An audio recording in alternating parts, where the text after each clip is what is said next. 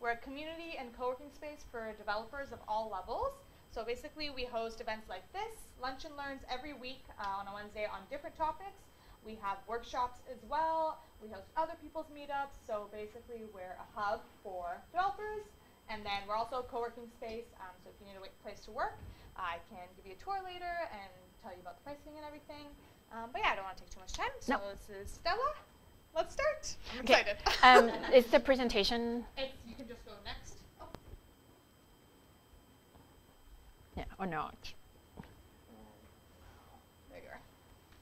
Oh, cool. So welcome. This workshop or this lunch and learn, it's about ideation. What is it and how can I use it? I actually want this to be more about you guys trying out new ideas and testing various ideation methodologies. So my talking, it's going to be minimal. I'm going to go over the bits about the methodologies quickly so you guys can get together and do some stuff. Okay, so what is ideation? Anybody has a clue before coming here, or have you heard of it at all? So basically, it's a design process where you concentrate on generating lots of ideas. I'm sure in your work or even in your personal life, that's something occasionally you're required to do. So it represents like you just kind of go crazy and you don't, try to think about, oh, is this a good idea? It's focusing on just, throwing it out there, generating lots of ideas and not worry about is this going to fly or not. It is part of design thinking process, so then it would help you generate idea or concepts so you can take it to the next stage and eventually able to prototype things and test it out to your real users. So then the next question is, what is design thinking? Have any of you heard of that term before or read about it somewhere? Yes, no, maybe? Well, I used to work as a UX researcher. Okay. It was a lot of things that I did. But yeah, basically design thinking is just thinking for how you want something to come across for the user. That's all. So it's a methodology that originated in D-School in Stanford University. And now it came from the tradition of art and design school thinking. How do you come up with idea from your end user's perspective? So the traditional way of, say, product or service development would be, well, I think the end user is going to like this, and therefore I'm going to design a product or service based on what I think my target users want. But design thinking is basically say, well, you might not know without exploring and understanding that. So let's take it to a systematic way of investigating, understanding who your actual target audience are, go actually talk to them and understanding their world. And so you can apply and generate these ideas and apply them and test them. So it's an alternative way of solving problems with your end users in mind, right? The focus is on empathy. The focus is on taking you out of the equation and really not what you want, and take your assumptions out of the way and focusing on the people that you're designing your service or your product on. So that's just to show you what ideation fits in to the design thinking process. So first you empathize, you interview your target audience, you might job shadow what they're doing, you might want it to ask questions and observe, and then you define your problem. And so the third stage is ideation. That's where once you get a little bit of understanding about what your target audience wants and what their world is like, then you start generating ideas of a particular challenge or problem you want to solve for them. And then, of course, the last two stages are prototyping your ideas and test them out to your target users. Okay? Any questions on this? Have you seen this before? Does this look familiar? No? Yes? Maybe? Yeah. There's a lot of material out there at the end. I have references, so if you guys wanted to look into it more. I mean, this itself, it's like a course for an entire semester. You can go really deep into each stage. I just want to give you a flavor of one stage of a design thinking process. But if you go to some other talks, sometimes they would give you like a whole design thinking process. Sometimes they would focus on one stage, and sometimes it's more hands-on to say you're designing a product based on this process, this methodology. Okay, so the idea behind ideation, as we touched a little bit before, is you get people to start thinking about something in a differently, look at things in a different way. So it sort of get out of your traditional thinking mode. And also, a lot of times, ideation, is you do it in a group setting. So the key to remember is don't judge. Sometimes people are like, oh, that's a stupid idea. Like, don't assume that, because sometimes, like, ideas might not sound great to start with, and maybe it takes flight. I'll give you an example. Wikipedia, when it first started, the idea was that, oh, we'll get only experts to write entry to these, definitions of different things. That didn't work because experts didn't have time to get back to you, and the process is really slow, and you don't get the scale of people submitting entries. So they were like, let's just open it up for everyone. And that sounded at face value like a bad idea. But until they tested it and to say, oh, actually this really works, people actually take ownership of monitoring whether the statements are true or not. So it actually took off, right? So don't judge an idea just based on what you know and what your initial assumptions are. So that's the whole, the process about ideation is that you don't know sometimes if an idea is good or not. And then it's focusing on quantity over quality, because quality will come later. This is not to say don't we forego quality, but at this stage, it's about generating lots of ideas. I don't know if you guys heard of an expression that say, in order to have a good idea, you have to have a lot of ideas. So that's the philosophy behind that. And of course, in a group setting, you can bounce ideas off each other. Sometimes you can build on each other's ideas. Sometimes you can play devil's advocate and sort of, draw more different perspectives out from each other. So the ideas, you can bounce off that from each other. And it's time limited.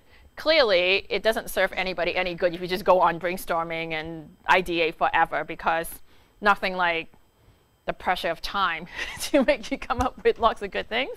So often, I would say people normally do it between 30 to 60 minutes, depending on the size of the groups, depending on how big the challenge is, or anything like that.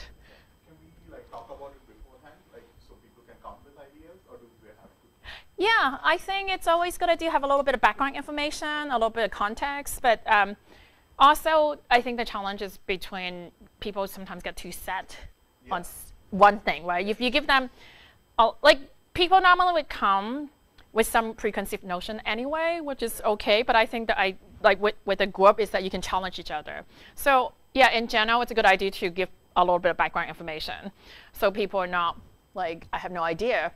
A lot of times when I'm running ideation sessions, it's with people that we already have some sort of common challenge, a common issue, or something that everybody can relate. And if you're doing ideation with your product team, that might be something they're already familiar with. If you're doing it with the general public on, say, a government policy, you might want to debrief that policy beforehand or at the beginning of the session to say, this is a challenge. This is why this is where it's leading up to this point. And maybe you want to provide, some background to say, and some people attempt to solve this by providing these solutions, but we're looking for newer ideas. So that's I think works best normally. But of course, you know your people best, so you sort of adjust. I mean, this is a very fluid framework, so you can, this is just a framework, so you use it to whatever that you see fit, right?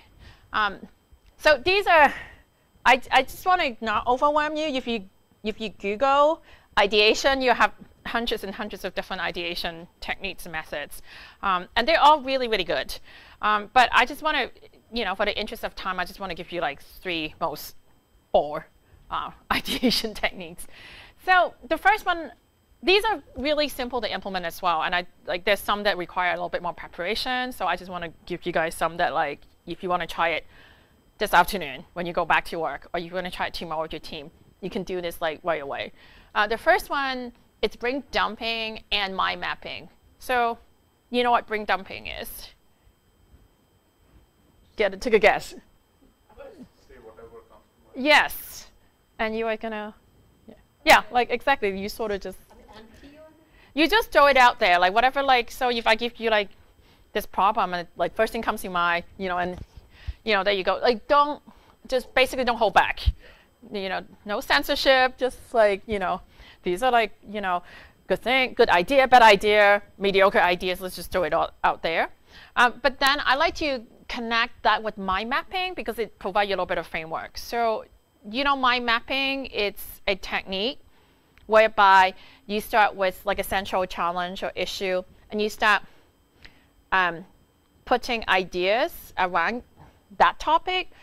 But what it gives you a framework for bring dumping is you would start seeing a pattern emerge and you start clustering them. So it's really helpful. You have the bring down, and then you go into mind mapping technique and say, okay, there's a million sticky notes now. Can we start seeing if there's a common theme for all these sticky notes here? Can we group them into, this one has to do with environmental issues, or this one has to deal with, I don't know, politics, and this one has to deal with how people spend money. So you start putting things in groupings, in clusters. And so I like that because it gives people a little bit of framework to say, well, what's the point of bring dumping? I feel confused and it's too many things, it's too messy. So I think people can see that progression of what this is for and how is it useful for bring dumping. So that's why I put the two together. Anybody heard of reverse brainstorming? Any taker? No? Do you know what brainstorming is? Okay, so reverse brainstorming, it's easier to explain it with an example. So let's say the challenge I have is I run an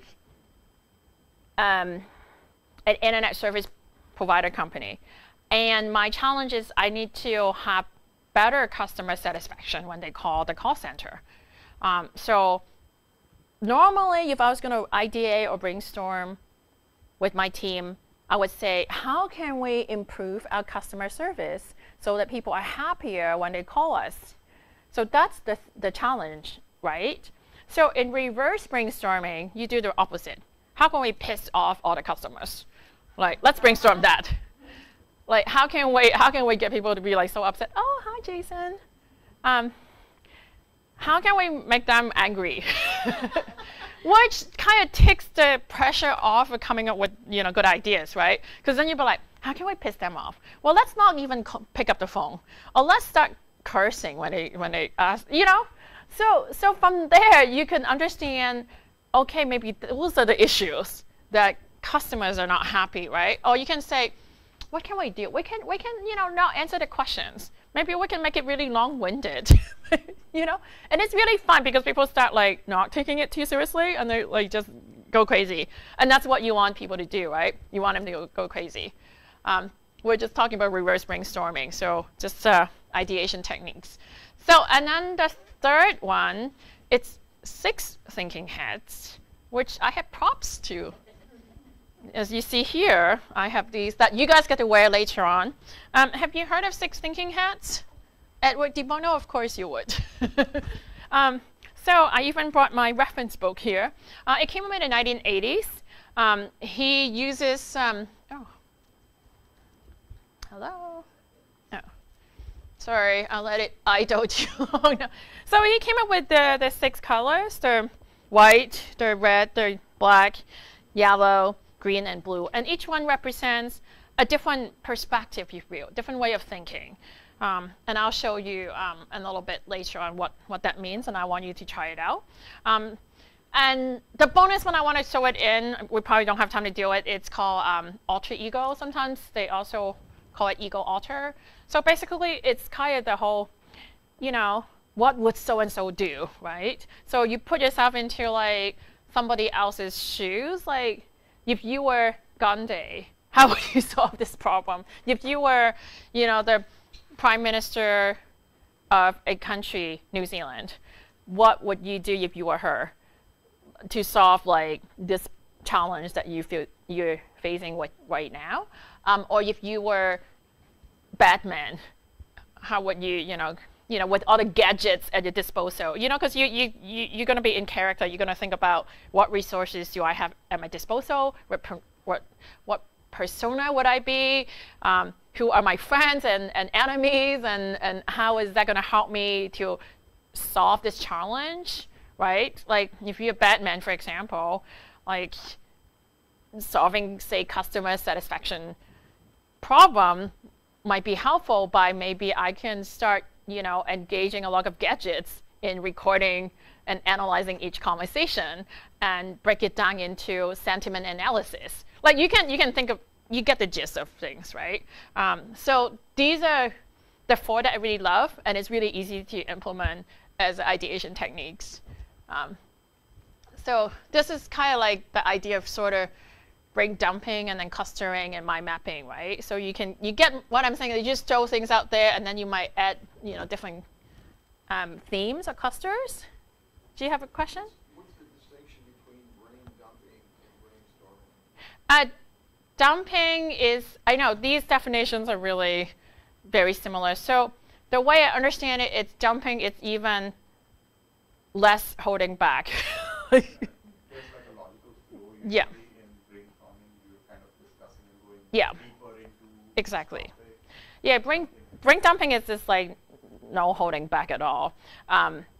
Brainstorming, usually there's some sort of steps or some ways of some logic behind it. So that's the difference. Then the 6 thinking hat we talk about. So this is what the colors are supposed to mean, right? So the 6 thinking hats idea behind that is we can actually look at each issue from different perspectives, and sometimes we don't consider all perspectives until you're forced to look at things, from one perspective. So the blue is looking at a bigger picture, set objectives. Normally you start with blue when you're, understanding a challenge in your ideation process. You start with like, what are the bigger picture? How do we set objectives? And also you use blue at the end also to sort of summarize things. White, it's asks for the data or the facts. So what are the facts that we know? Yellow is sort of more exploratory. This is where you're like, let's figure out what other avenues we can take for this idea. Black, which I love, is devil's advocates. So basically, this is when you like say, well, this might be good, but what about that? Or this might not work. Here are the barriers. Here are the dangers. Here are the challenge. Red is interpersonal, about feelings, emotions, intuition. So you explore your problem from that perspective. Or various feelings. Is this going to, when people are angry, how are you going to deal with this issue? When people are excited, how are you going to deal with this issue? Green is, is about opportunities, about creativities, new concepts. So you also look at your challenge from that perspective. Any questions so far? Do we assign a person to each hat, or? You could do different things depending on how much time. So you could. Or you can each take turn to wear that, right? So you can all be the black hat person. Okay. Or you can get, because, and also you don't have to have all 6 hats, right? Sometimes you just make sense to only have 3 or 4. And then you can just get each person wear 1, and you only go deep into like that. So you'll be the one that just only look at facts, right? And you'll be only looking at opportunities. And then you're only looking at, challenges and barriers and all the negative things. And then you just, throw it all together. And sometimes it's more fun if you get to switch, because it's really hard when you start thinking about all the negative barriers to not now go into opportunities or look at creative endeavors. So it's good also as an exercise for you guys to sort of flip that. It'd be interesting seeing that as a mind map for a challenge. Yeah, yeah. Each one So you can obviously, like, you can come by and change the order of however you want it to use. It's like there's no really hard and fast rules in ideation, as long as at the end of the day, this is a mean to an end, right? So as long as you actually get to generate some fresh ideas, you feel like you really, leave no stones unturned, and you get what you want, that's the outcome, right? So if you don't use it according to like this book, that's totally fine. It's not, and actually Six Thinking has been used for so many different things, for running meetings, for team building exercise, for design thinking process. It doesn't have to be like just one way of using it, which I think that's why it's so popular. So I wanted to start working on a fun challenge. How much time do we have now? Okay, perfect. We have 30 minutes. That will give you lots of time. So maybe we can do like 25 minutes of just, we can, work in, maybe we can do it in, how do you feel like you want to do 2 groups, 3 groups? We can do, if you guys wanted to break it or work it together, like it's not a big group today. So maybe we can all work together. It's easier. Yeah? Okay. So I just want to give you a challenge. And you can use this at work with different challenges. I happen to be thinking a lot about the future of work. And I just want to throw it at you to think about it. And it's something that I think we all can relate to. And it's not, and it's a fairly big challenge. So the idea behind it is that technology is changing very rapidly. And according to the World Economic Forums, there's a roughly AI and robotic and automation is going to displace 75 million jobs, but at the same time, it will create 133 million jobs by 2020, or 2022, which is not that far away.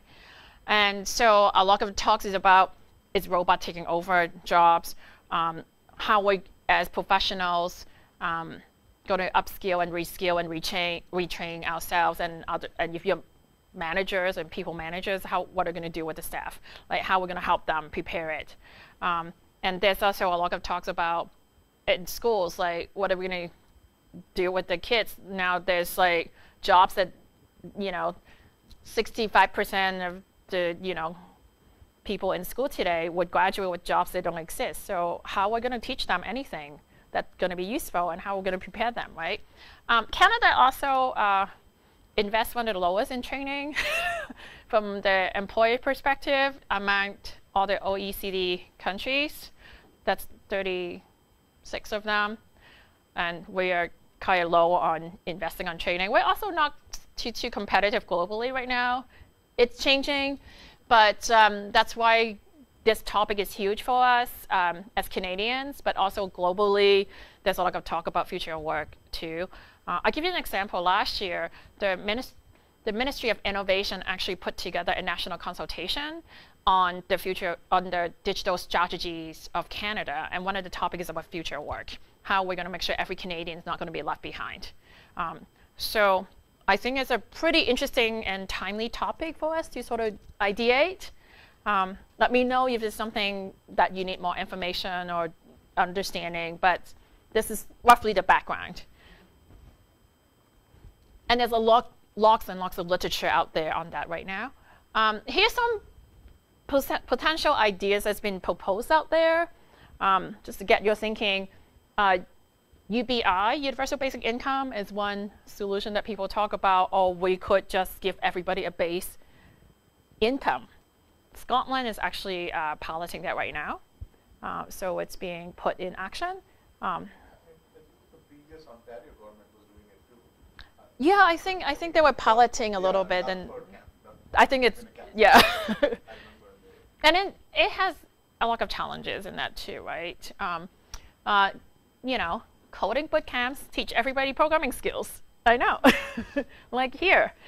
It's one way of also people start thinking about maybe if we can teach everybody enough technical skills. Like Finland, it's basically launching an initiative whereby they teach everybody how to do AI, how to understand AI, entire country, to give you curriculums and support you, you know, I think that's education credits. So different countries are looking at different solutions. And the government of Canada, actually the National Research Council in New Brunswick, it's working also on this in terms of how do you match job and skills with people. So they're working on a pretty sophisticated skill and job matching program. I think it's in development right now. They have a lot of smart people there working on things. So some interesting projects coming out of that. So these are the background information for you guys. I think. Okay, so let's try to do it.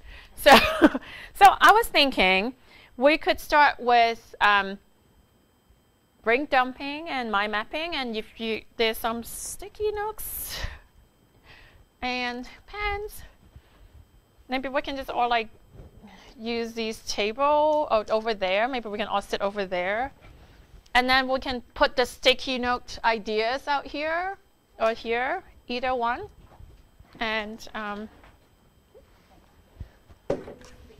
think about how like just dump some ideas. And then I want you guys to start trying maybe reverse brainstorming to say, let's just put everybody out of job and let's not prepare kids for the future. And what is that going to look like? And maybe the reverse brainstorming ideas here, and then the brain dumping and mind mapping here. And then finally, I want you to try out the hats. So I would also put them here so you guys can work on these things. And